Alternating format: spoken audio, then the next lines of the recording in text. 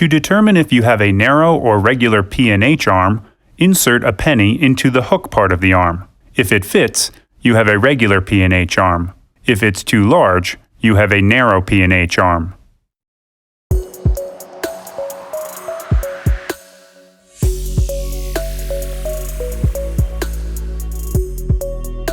Here's how to install a Rainx Quantum Elite wiper blade on a regular P&H arm. First, remove the pre-installed adapter from the wiper blade. Orient the wiper blade so the arrow on top is pointing to your left. Place your thumb under the adapter legs, grasp the blade firmly, and pry the adapter away. Locate the packaged adapter labeled B. To install, align the B adapter so that the arrow on the top is pointing in the same direction as the arrow on the base. Place the B adapter on top of the base connector and press down until it locks into place with a click. After you've removed the old wiper blade, make sure the wiper arm is in the up position.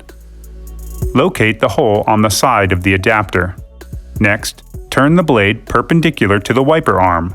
Insert the pin into the hole, pushing all the way through. Rotate the blade down until it locks into place.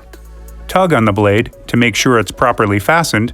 Remove the yellow plastic squeegee cover and lower the arm gently onto the windshield. Now activate the blade change indicator by removing the yellow sticker. Over time, the black dot will turn yellow when it's time to change your blades. Finally, activate the Rainx water repelling technology. To do this, ensure your windshield is clean. Turn on your wiper blades and wipe at medium speed for 2 to 3 minutes. In wet weather conditions, simply run the wipers across the windshield. In dry weather conditions, apply water or washer fluid to the windshield intermittently throughout the activation period. After activation, spray washer fluid onto the windshield to observe the water beading. Installation is complete. You are now ready to outsmart the elements with Rainx Quantum Elite.